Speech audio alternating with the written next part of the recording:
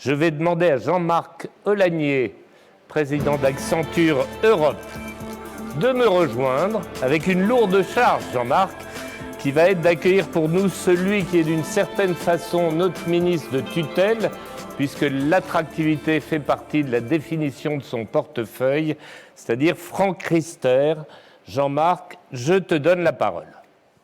Merci beaucoup, merci Olivier et bonsoir à tous. Monsieur le ministre, permettez-moi tout d'abord de vous remercier, de vous adresser à notre communauté aujourd'hui pour clôturer nos débats. Cela constitue certainement un signal fort qui sera apprécié à sa juste valeur par l'ensemble des soutiens des États de la France, qui sont plus de 50 sociétés étrangères implantées en France, très souvent depuis une très longue période, ainsi que tous ceux qui se sont connectés au travers de toute cette technologie que nous avons aujourd'hui pour suivre nos débats tout au long de la journée. Alors, comme vous le savez, les États de la France se sont penchés cette année sur un certain nombre de sujets importants.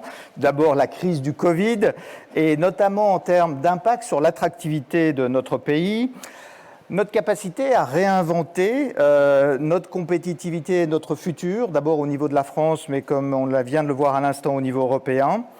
Et enfin, comment tous, collectivement, en tant que dirigeants d'entreprise, nous pouvons nous engager pour faire avancer les choses pour notre pays.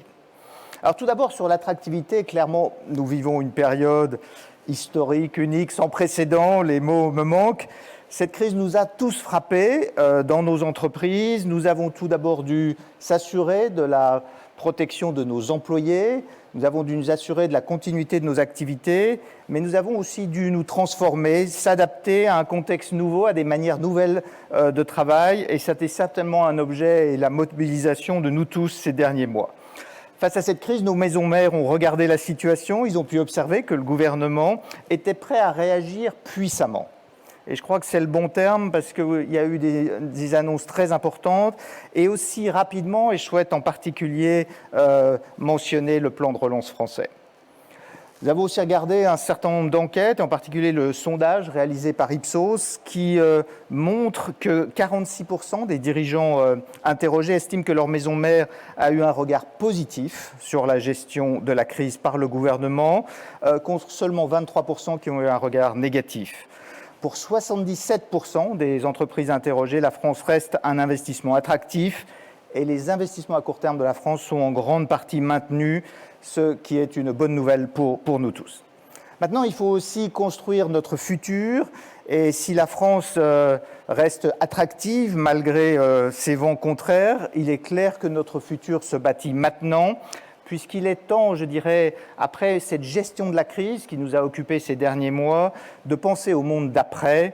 Et je pense que l'on va se tourner vers une économie qui sera certainement plus digitale, probablement plus écologique et j'espère aussi plus solidaire.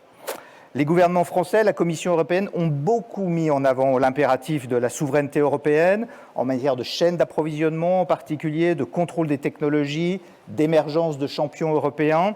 Il y aura certes des perspectives de relocalisation et de diversification de nos sources d'approvisionnement pour être moins dépendants et donc moins vulnérables au niveau de nos approvisionnements industriels. Nous avons travaillé avec le gouvernement et avec un certain nombre d'équipes des États de la France pour identifier un certain nombre d'opportunités de relocalisation. Nous avons identifié en particulier 100 milliards de valeurs importées dans des secteurs tels que les machines et les équipements industriels, l'industrie pharmaceutique, les technologies de la santé sur lesquelles il y avait des opportunités de relocalisation à considérer et à envisager. Mais il faut surtout, à notre avis, renforcer les filières d'avenir, les filières de demain qui vont permettre de construire cet avenir pour notre pays. Cela passe par des investissements sur des produits et services d'avenir, avec un certain nombre de technologies qui nous paraissent prometteuses, comme l'intelligence artificielle, le cloud, la cybersécurité, et bien sûr d'autres technologies qui vont arriver, comme le quantum computing. La transition énergétique est clairement un enjeu aussi dans lequel il faudra investir et clairement aussi les talents, puisque les talents seront un des éléments clés pour rendre notre économie plus compétitive et aussi créatrice d'emplois. Nous pensons que nous pouvons aussi appuyer l'Europe pour créer ces filières d'excellence et Ces filières d'excellence, parfois, doivent dépasser un certain nombre des silos traditionnels de nos industries. On l'a vu dans la transition énergétique avec le renouvelable, mais aussi maintenant l'hydrogène. On le voit dans l'industrie du futur avec le développement de technologies comme la 5G, mais aussi l'IoT, qui sont des technologies qui vont jouer un rôle clé dans la transformation de l'industrie. On l'a vu aussi dans le secteur de la mobilité et des transports, avec les véhicules connectés et l'électrification. On le voit aussi dans la santé, avec l'apport du numérique sur le développement de nouveaux médicaments, sur leur fabrication et leurs tests, mais aussi dans les phases de soins. Donc toutes ces nouvelles filières vont nous permettre de développer un certain nombre de champions, et c'est comme ça que nous remettrons notre économie française et son industrie sur un chemin de croissance. Je constate que ce pivot est en train de se concrétiser. On a eu plein d'exemples au cours de la journée pour voir comment ces projets plus digitaux, plus écologiques peuvent prendre de l'essor. Je pense qu'en tant que chef d'entreprise, il faut le prendre avec une certaine humilité face à la complexité des sujets, beaucoup de courage parce que c'est les défis du changement et c'est notre rôle de le faire, mais aussi un certain optimisme, et j'ai noté cet optimisme au cours de la journée, et je pense que cet optimisme va contribuer à accélérer les choses, et c'est un élément important. Alors pour conclure, mon cher Franck, puisque nous sommes rencontrés à plusieurs reprises, vous m'avez encouragé, ainsi qu'un certain nombre de dirigeants français d'entreprises internationales, à rejoindre la team France Invest pour devenir des ambassadeurs de notre pays auprès de nos maisons mères. Cette 15e édition des États de la France se veut être la démonstration que votre appel a été entendu. Votre discours aujourd'hui, votre attention qui nous est importante parce que vous êtes notre ministre, va nous démontrer, j'espère, encore la mobilisation pleine et entière de votre gouvernement sur l'attractivité de notre pays. Nous sommes heureux de pouvoir vous entendre aujourd'hui nous présenter les prochaines étapes de votre action pour permettre à la France de rester numéro 1 des investissements étrangers en Europe. Monsieur le ministre, cher Franck, je vous cède la parole. Mesdames et messieurs, chers amis, je suis très heureux de clore cette 15e édition des États de la France, comme je m'y étais engagé devant vous fin août, à l'occasion de la conférence des dirigeants français en multinationales. Nous traversons une période particulièrement complexe. La résurgence de la pandémie sur notre continent a conduit la plupart des pays d'Europe à adopter des mesures sanitaires renforcées. Et la France ne fait pas exception. Nous avons fait le choix de mener de front la bataille sanitaire et la bataille économique. Nouveau confinement pour protéger les Français, nouvelles mesures de soutien pour protéger les fondamentaux de notre économie, la trésorerie de nos entreprises et les emplois qui en dépendent. L'un ne va pas sans l'autre. Nous avons besoin de l'économie pour financer l'effort sanitaire et nous avons besoin de maîtriser la pandémie pour que l'activité économique puisse reprendre durablement. Nous mobilisons des moyens inédits pour sortir de la crise et préserver l'attractivité du site France, que nous avons eu de cesse de développer depuis 2017. Avec le plan France Relance, nous faisons le choix d'investir dans la qualité, l'inventivité et la compétitivité de l'offre française. Le choix d'investir pour asseoir le leadership technologique de la France, pour devenir la première grande économie décarbonée à l'horizon 2030, pour développer les compétences qui permettront aux entreprises de relever les défis de demain. Vous me l'avez dit clairement en août, c'est bien de faire, mais il faut aussi faire savoir, car la concurrence est plus rude que jamais pour attirer les flux d'investissement directs étrangers en France. C'est la raison pour laquelle j'ai tenu à faire la pédagogie du plan de relance auprès de vos maisons mères, auprès des talents, des investisseurs, des décideurs qui s'intéressent à la France. En Allemagne, en Italie, aux Pays-Bas, au Maroc, en Afrique du Sud, aux États-Unis à l'occasion d'un déplacement virtuel, aux Émirats arabes unis où je me trouve aujourd'hui, et bientôt en Inde à l'occasion d'un nouveau déplacement virtuel. À chacun de mes déplacements, j'ai réaffirmé un message clair. Avec les transformations engagées dans le cadre de France Relance, choisir la France sera un choix plus gagnant que jamais. À la demande du président de la République, je coordonne actuellement 4 webinaires sectoriels en lien avec chaque ministre concerné. Des Mini Choose France thématiques qui rassemblent plus de 80 PDG de multinationales leaders dans les domaines de l'agroalimentaire, de la tech, de l'innovation, de la santé ou de la transition écologique. Le travail de fond que nous menons depuis plusieurs mois commence à porter ses fruits. Le baromètre Ipsos le montre très clairement. Depuis avril, la part des dirigeants étrangers qui entendent maintenir leurs investissements en France a cru de plus de 20%. Certaines entreprises envisagent aujourd'hui d'augmenter leurs investissements dès cette année. Et le sentiment que l'Europe pourrait devenir plus attractive à l'issue de la crise a été multiplié par 3. Nous avons entendu vos préoccupations sur la nécessité d'un suivi fin et d'un accompagnement plus granulaire des projets d'investissement dans les territoires par les services de l'État déconcentrés et décentralisés.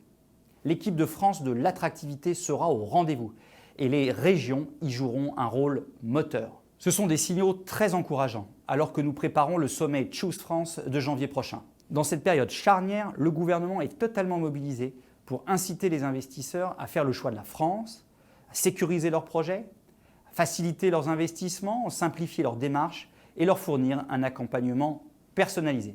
Alors, surtout, n'hésitez pas à le faire savoir. Je vous remercie.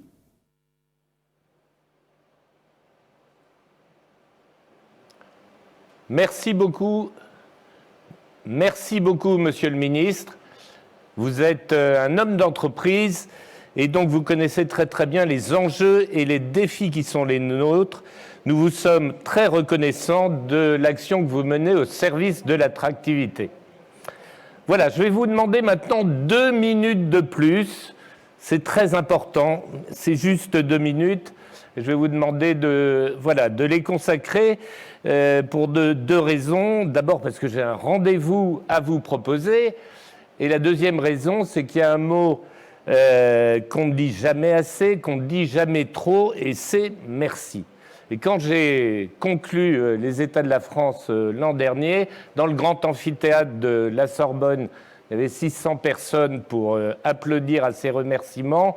Je vois 3 ou 4 personnes derrière les caméras dans ce studio d'enregistrement. Je leur demanderai de contribuer à créer un petit élan vocal et sonore en écho à ces remerciements. Donc d'abord, merci à tous derrière l'écran d'avoir bien voulu participer à cette journée des États de la France.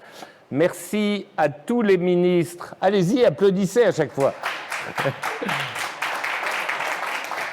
Merci aux ministres qui nous ont fait l'honneur de leur présence et merci à tous les intervenants. Applaudissements.